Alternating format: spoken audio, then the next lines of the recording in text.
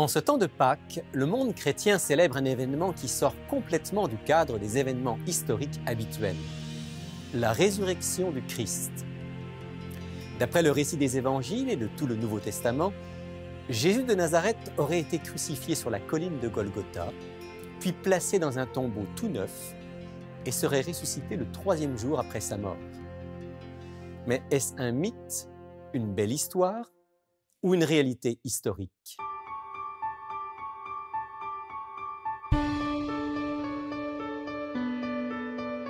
Il est écrit, une émission présentée par Rémi Ballet.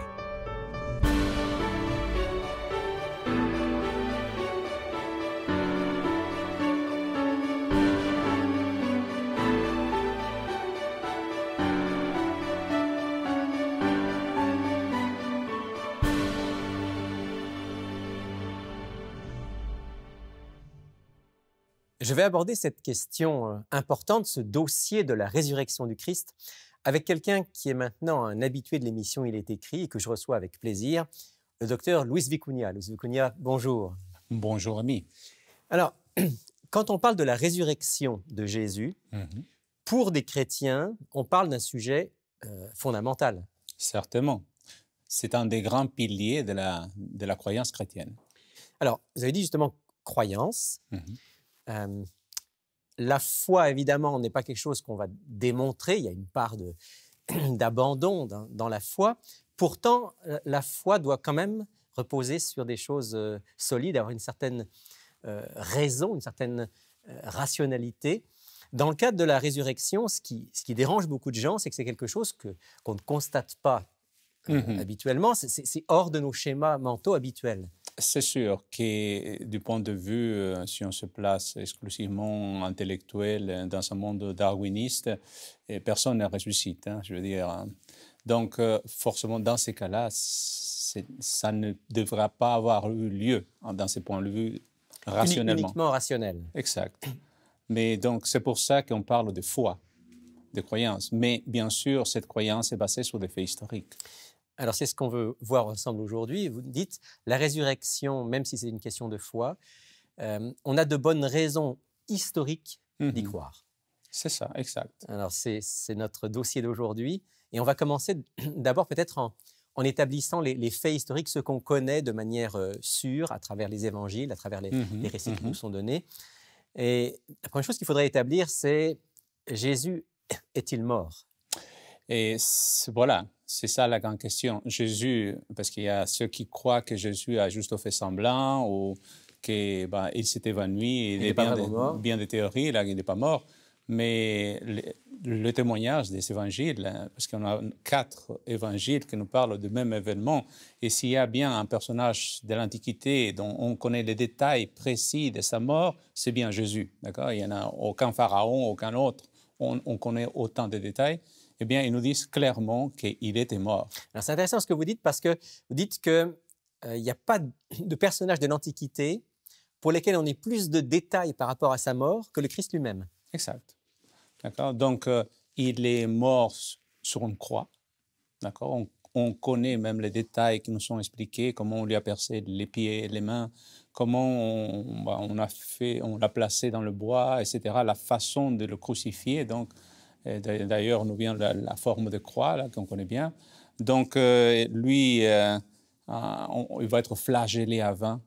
Donc, oui, Jésus a été flagellé, il a été crucifié. Il est crucifié, il n'y avait pas de moyen de s'en sortir. Quand on était crucifié, on allait vers la mort. Mais c'est ça. D'habitude, quand on crucifiait à l'époque, en général, on laissait la personne dans la croix et on la laissait dépérir sur une croix. Le but, c'est de se faire manger par les oiseaux, par les bêtes, mourir attaché à un bout de bois, quoi. C'est ça le but de la crucifixion. Mais le fait que c'est le jour que cette crucifixion a lieu, c'est un jour de Pâques et le sabbat par la suite, que le Romain décide de l'enlever de la croix. Mais autrement, on l'aurait laissé. On l'aurait laissé, comme on le faisait bien dans d'autres cas. Mais Jésus est mort plus vite que la plupart des crucifiés, d'après le récit. C'est ça. Le but de la crucifixion, ce n'est pas la mort. Le but de la crucifixion, c'est de faire souffrir quelqu'un le plus longtemps possible.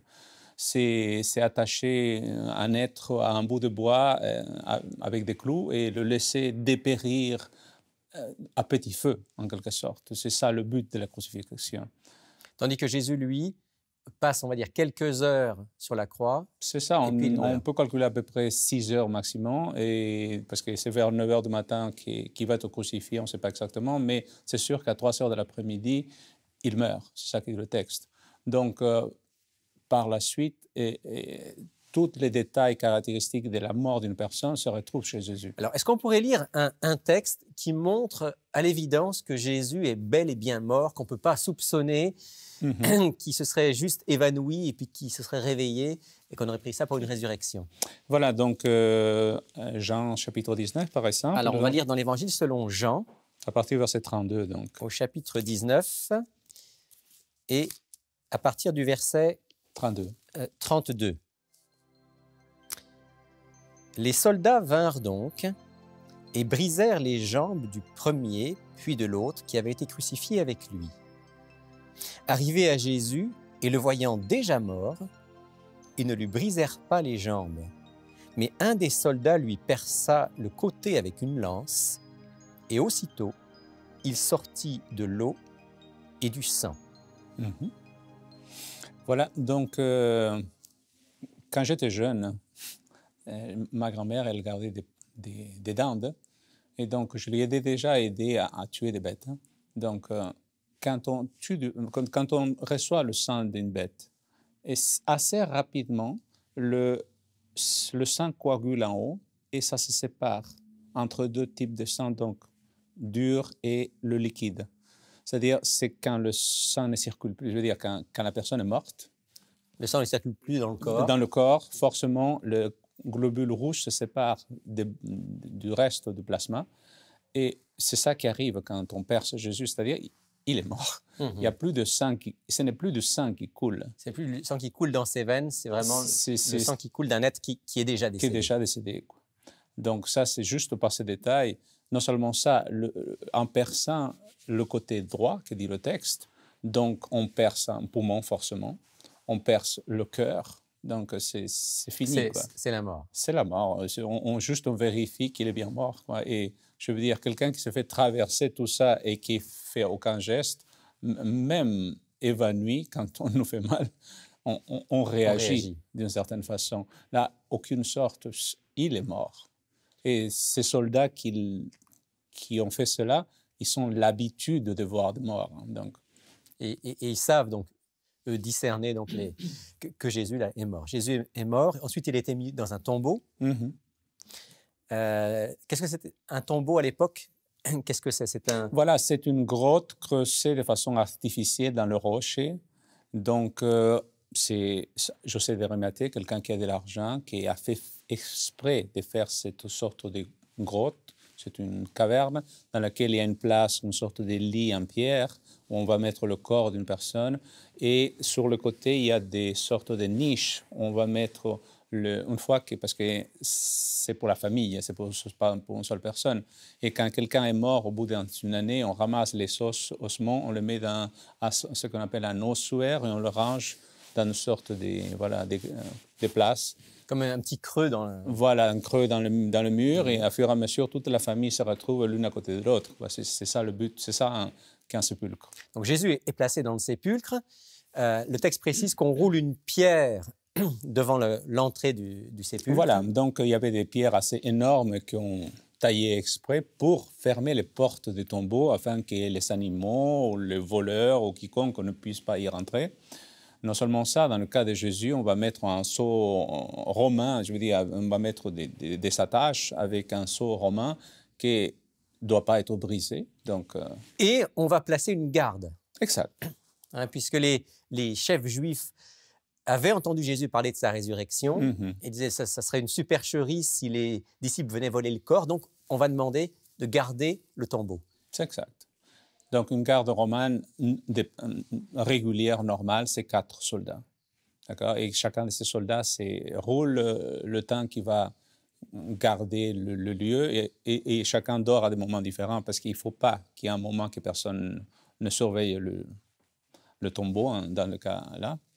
Donc, on peut affirmer à partir des éléments historiques qu'on a que Jésus est bien mort, qu'il a été mis dans un tombeau, que son tombeau était bien gardé. Exact. Et là vient l'annonce de la résurrection. Comment est-ce que, dans la Bible, on nous annonce que Jésus est ressuscité? Quels sont les éléments qui nous permettent de savoir, qui ont permis d'abord aux disciples de savoir que Jésus était ressuscité? Bon, les premiers arrivés au tombeau, ce sont les femmes. Elles arrivent au tombeau et justement sur le chemin, ils se disent qui va nous ouvrir la porte, qui va rouler la pierre. D'accord, c'est ça la question.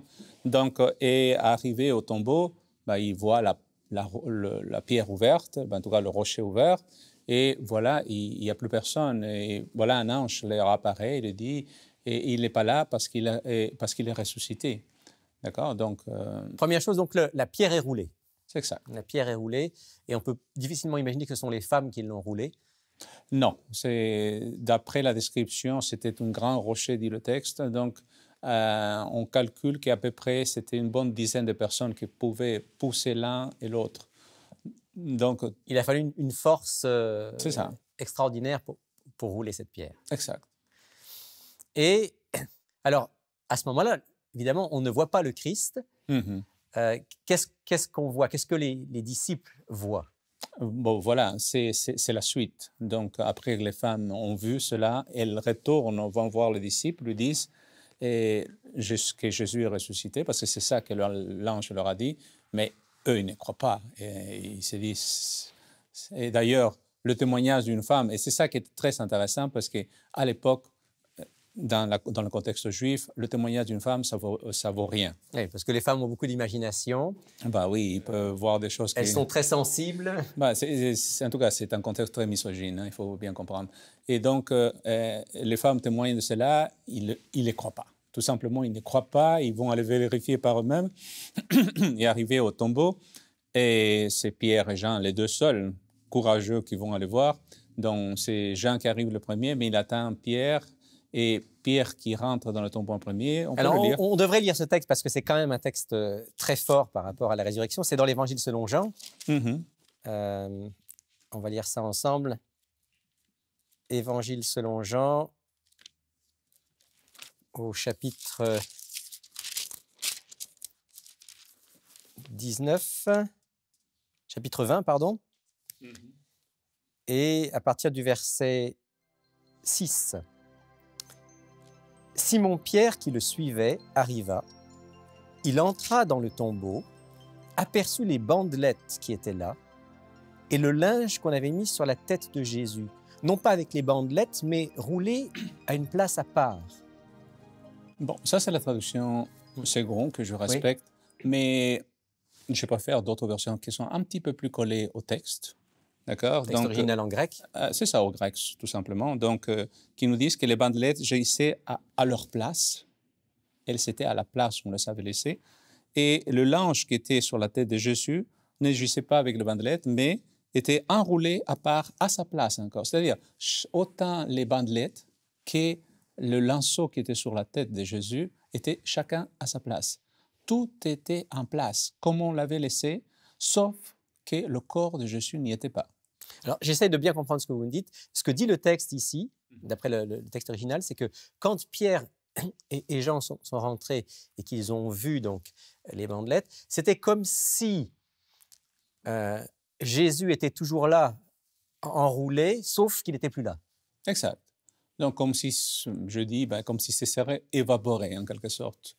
C'était extrait de cet amas des produits chimiques qu'on a mis par-dessus avec les bandelettes, parce que c'est vraiment enroulé très solidement, tout ça, mais tout est dégonflé, le corps n'est plus...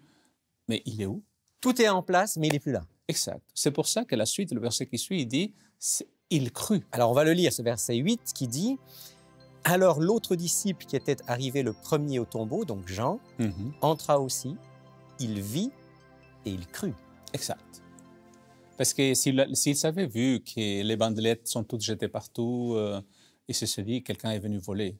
Oui. Mais lorsque tu trouves toutes choses à leur place, mais le corps de Jésus n'est plus, ça veut dire énormément de choses. Donc à ce moment-là, dans la pensée, dans le cœur de Jean, il y a cette idée que ce qu'il nous avait annoncé, c'est vrai, il est ressuscité. Mhm. Puis ça va se confirmer avec les apparitions de Jésus. C'est exact. Jésus va, dit le texte, donc c'est sur le chemin d'Emmaüs déjà. Et je me dis, Jésus, si c'était juste évanoui, là, imaginez-vous en train de marcher avec les disciples à Emmaüs, avec les pieds détruits, et, je veux dire, il ne l'aurait pas fait. Ayant été frappé comme il était frappé, flagellé, crucifié, Et avec les pieds, c'est impossible que traverser. Jésus Il est incapable de marche faire avec un les pas. disciples. D'accord. Et là, il a fait 12 kilomètres à peu près. C'est tout à fait impossible qu'il se soit juste réveillé comme ça, blessé comme il était. Aucune chance. Donc, Jésus apparaît aux disciples d'Emmaüs, il apparaît aux 12, Exact. enfin, ils n'ont plus que 11, puisque Judas est mort. Et à ce moment-là, les disciples qui avaient du mal à y croire, y compris le fameux Thomas, vont finir par reconnaître que oui, il est ressuscité. Est-ce que Jésus apparaît à d'autres personnes encore? C'est en Corinthiens chapitre 15, c'est Paul qui nous dit qu'il est apparu à Jacques, par exemple, qu'il est apparu à lui-même. D'accord?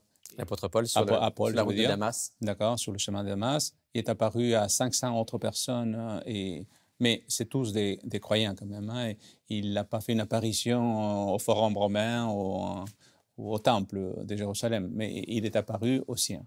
Il est apparu à ceux qui voulaient en quelque sorte vivre avec lui, qui avaient été extrêmement déçus, c'est ça. qui étaient découragés et qui ont retrouvé courage.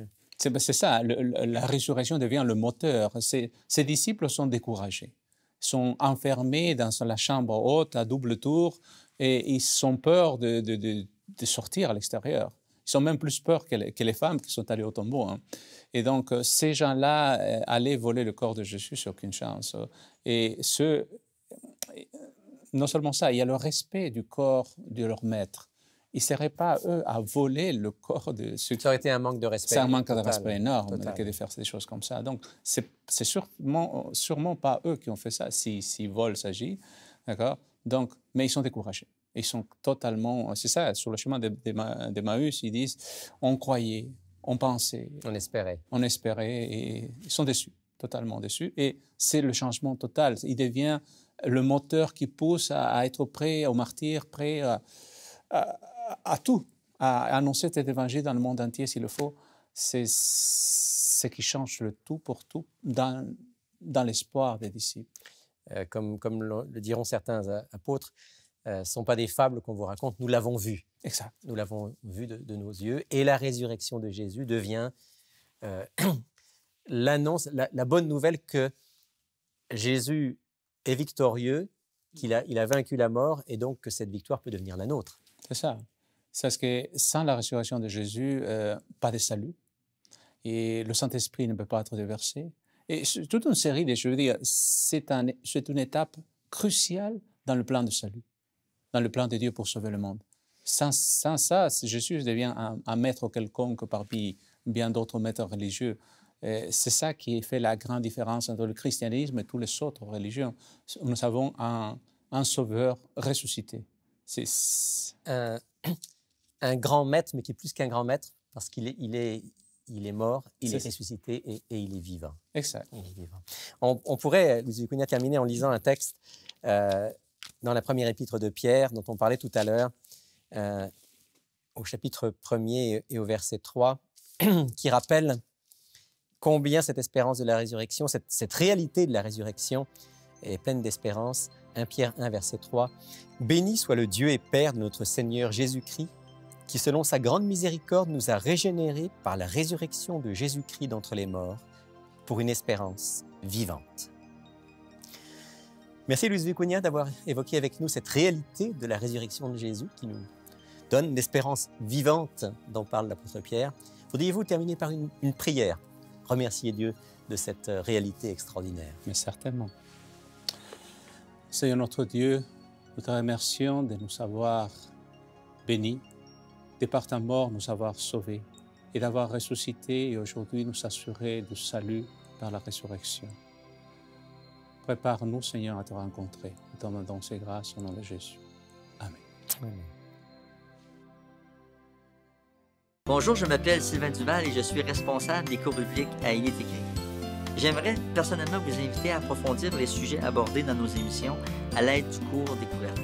Cette étude explore tous les grands thèmes bibliques en relation avec notre vie quotidienne. Ce cours est entièrement gratuit. Vous pouvez le suivre par correspondance, par Internet et bien sûr en personne avec un instructeur. Inscrivez-vous dès maintenant à ilestécrit.tv ou tout simplement par téléphone au 1-866-729-3515. C'est le moment de vous présenter notre offre de la semaine et de répondre à une question d'auditeur. Je retrouve donc France et Sylvain. Bonjour à tous les deux. Bonjour Rémi. On va commencer avec toi, Sylvain, si tu veux Oui. bien aujourd'hui, avec la question d'une auditrice de Montréal, si je ne me trompe pas. Oui, c'est ça. Donc, Satie de Montréal nous pose la question suivante. Est-ce que Jean 20, 17 signifie que Jésus est monté au ciel avant de revenir, passer 40 jours avec ses disciples? Donc, je t'inviterai peut-être à lire le texte pour nous. Donc, on fait référence à un texte des Évangiles, donc dans Oui. l'Évangile selon Jean, chapitre 20, Verset 17. verset 17. Oui. Alors, on va lire le texte et ensuite, on va essayer de répondre à la question de Satie. Oui. Jean 20, verset 17. Alors, pour le situer, c'est donc près du tombeau, après la résurrection, Jésus rencontre Marie. Mhm. Jésus lui dit, « Ne me retiens pas, car je ne suis pas encore monté vers mon Père. Mais va vers mes frères et dis-leur que je monte vers mon Père et votre Père, Mhm. vers mon Dieu et votre Dieu. » Ne me retiens pas, c'est intéressant. Oui. Ouais, alors, bon, Il y a une version qui dit ne me touche pas. Oui, je c'est crois. ça. Ne me En touche fait, pas, ok. oui. Alors, je vais être honnête avec toi. Dans ma version, ici, c'est écrit « ne me touche pas ». Ok. Mais j'ai lu « ne me retiens pas » parce Ok. que le verbe grec qui est utilisé peut signifier les deux. OK, je comprends. Et quand on dit « ne me touche pas », c'est une traduction qui laisserait penser que toucher Ouais, Jésus, ça rend impur ou... ressuscité, peut-être... Ouais. alors qu'en réalité, plus tard, Jésus va dire à Thomas « touche Ben oui, c'est ça. Ouais. hein. Donc, je Ben, pense c'est ça la question, peut-être, parce que, bon, est-ce qu'il, finalement, il est monté au ciel, après ça, il a passé 40 jours avec eux, parce qu'il devait monter au ciel, oui. puis finalement, il ne va pas y toucher à ce moment-là. Ouais, Oui, c'est ça, non, c'est ça, c'est ça. Je crois que la traduction « ne me retiens pas » est probablement OK. plus proche de ce que OK. Jean a voulu Bon. nous transmettre. Ne me retiens pas parce que j'ai quelque chose à faire maintenant. Mhm. Je vais revenir. Mhm. Hein, alors, Satie pose la question, est-ce qu'il est monté au ciel pour redescendre? La réponse est oui. Mhm. Oui. D'après le texte, très clairement, C'est ça. il devait monter vers son Père et vers Mhm. probablement les puissances angéliques avant de revenir sur la terre pour passer du temps avec les disciples et les former à leur ministère. Qu'est-ce qu'il a fait dans le ciel? Le texte ne le dit pas, mais on peut penser que pour Jésus, l'important, c'était de s'assurer auprès de son Père que sa mission avait bien été accomplie, Oui. que la victoire était obtenue, Oui. et que désormais, il pouvait transmettre à ses disciples le flambeau Mhm. pour la mission qui était la En leur. même temps, je me pose un petit peu la question sans aller trop vite, mais sa glorification, est-ce qu'elle s'est faite plus à sa résurrection ou aussi le fait qu'il montait, il y avait comme une forme de... Bah, quand il est Tu comprends? ressuscité, il est ressuscité avec un corps glorieux. Oui, Mais il a, on va dire en tout cas, en montant auprès de son Père, il retrouvait son statut, oui. Ouais. Bon. son statut dans le ciel. Voilà en deux mots ce qu'on peut dire à Satie, sans aller trop loin. On ne peut pas non plus Non. imaginer ce que la Bible ne dit pas. Mais oui, très clairement, il est monté pour être en quelque sorte intronisé dans sa victoire avant de revenir pour accomplir encore une mission pendant 40 jours. Le travail n'était pas fini. Ce n'est pas fini. C'est ça. Il devait revenir. Alors cet épisode et beaucoup d'autres épisodes de la vie du Christ sont mentionnés et commentés dans notre offre de la semaine. France. Oui, on a une offre extraordinaire cette semaine que j'aime beaucoup, honnêtement. Ça s'intitule tout simplement Jésus-Christ. Donc, c'est un livre de plus de 850 pages. C'est rien d'autre qu'un commentaire de la vie de Jésus. Alors, chaque chapitre raconte une histoire, un passage de la vie de Jésus. Et moi, personnellement, quand je lis ce livre-là, ça me fait toujours penser quand que les gens disent « Quand Jésus était là, j'aurais aimé ça être là ». À ses côtés, le voir agir. Et quand on lit ce livre-là, on a vraiment l'impression d'être là. C'est tellement bien écrit, Oui, bien expliqué oui. qu'on a l'impression Bien imagé. qu'on y est. Absolument, j'adore beaucoup ce livre-là. Donc, voilà, c'est un livre qu'on offre, ça parle de tout, entre autres la résurrection. Et c'est un livre très intéressant qu'on offre à 20 plus les frais de port. Mais bon, Oui. 20 $ pour un livre de 800 pages, Oh oui, c'est pas beaucoup. C'est donné. Puis, j'aurais aimé Un petit mot rapide sur l'auteur qui est Ellen White. C'est un auteur que je crois qui a été vraiment beaucoup inspiré parce que juste à l'arrière, on voit ici qu'elle a écrit plus de 80 volumes, 200 brochures, 4600 articles et le total de ses sermons, journaux, témoignages et lettres représente 60 000 autres pages manuscrites. Un auteur très prolifique oui. et qui a écrit de très belles choses. De très belles choses, très intéressant à lire. Merci France, merci Sylvain. Alors, si vous voulez vous procurer votre exemplaire de cet excellent ouvrage intitulé Jésus-Christ, vous pouvez le faire dès maintenant. Voici comment prendre contact avec nous. Pour effectuer votre commande, écrivez-nous à Il est écrit, casier postal 99, succursale Rosemont, Montréal, Québec, H1X3B6. Vous pouvez également passer votre commande sur le web à ilétécrit.tv ou par téléphone au 514-729-3515 dans la région de Montréal et sans frais au 1-866-729-3515 pour l'extérieur de Montréal.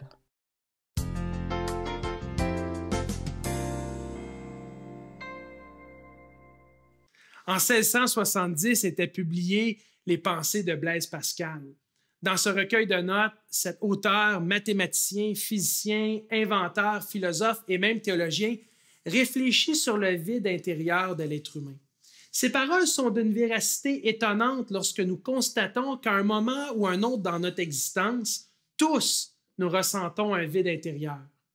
J'aimerais vous inviter à considérer les paroles de Blaise Pascal lorsqu'il écrit « Il y eut autrefois dans l'homme un véritable bonheur, dont il ne lui reste maintenant que la marque et la trace vide qu'il essaie de remplir inutilement avec tout ce qui l'environne. Recherchant dans les choses absentes le secours qu'il n'obtient pas dans les présentes, or toutes sont inadéquates. Parce que ce gouffre infini ne peut être rempli que par un objet infini et immuable, c'est-à-dire Dieu lui-même. Êtes-vous conscient de votre vide intérieur? Ce vide ne peut être comblé que par la présence du Dieu d'amour en nous. J'aimerais vous encourager à recevoir ces paroles du Christ lorsqu'il nous lance cette invitation. Si quelqu'un a soif, qu'il vienne à moi et qu'il boive. Celui qui croit en moi, des fleuves d'eau vive couleront de son sein. L'eau que nous offre Jésus, c'est sa présence dans notre vie. Présence que nous accueillons dans une relation de foi et de prière avec lui. L'Esprit de Dieu en nous, voilà ce qui seul peut combler notre vide intérieur. J'aimerais vous inviter aujourd'hui à recevoir le Seigneur dans votre vie, afin que vous puissiez être pleinement satisfait.